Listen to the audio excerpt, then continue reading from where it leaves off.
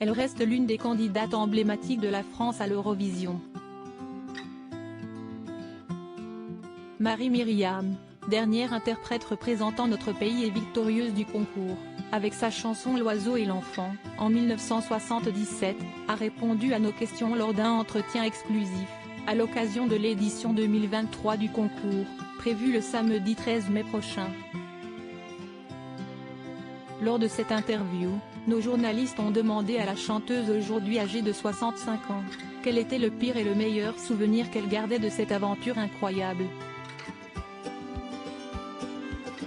Si celle qui a vécu une histoire d'amour avec Patrick Sébastien a reconnu sans peine avoir des souvenirs merveilleux de cette période, il y a eu aussi des moments plus difficiles dont elle se souvient encore.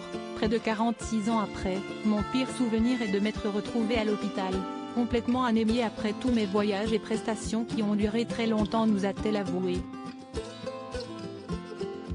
Un souvenir désagréable, mais largement compensé par les autres.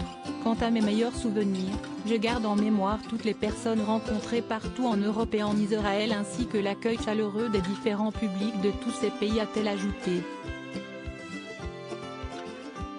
Déjà en 2022, toujours dans nos colonnes, alors que nous lui demandions si elle ferait l'Eurovision, si elle pouvait revenir en arrière, Marie-Myriam n'avait pas hésité un seul instant, c'était une très belle aventure.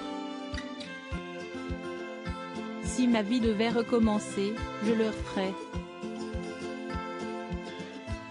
À la veille de mes 20 ans, c'était magnifique, avait-elle alors déclaré.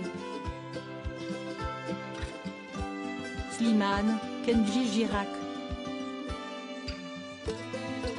Ils ont refusé de participer à l'Eurovision. Marie-Myriam, pourquoi elle ne monte plus sur scène? Pourtant, malgré son bon souvenir de l'Eurovision, Marie-Myriam ne chante plus sur scène depuis de nombreuses années. De passage dans Ça commence aujourd'hui en mars dernier, elle avait alors expliqué ne plus pouvoir monter sur scène sans ressentir une émotion pour son mari, décédé en 2013. J'ai pleuré sur scène et j'ai eu énormément de mal à reprendre la suite du spectacle parce qu'un fait, l'émotion, serre la gorge, avait-elle expliqué. Je l'ai terminé, et à la fin, j'ai dit à mon fils que c'était le dernier. Je ne peux plus monter sur scène comme ça.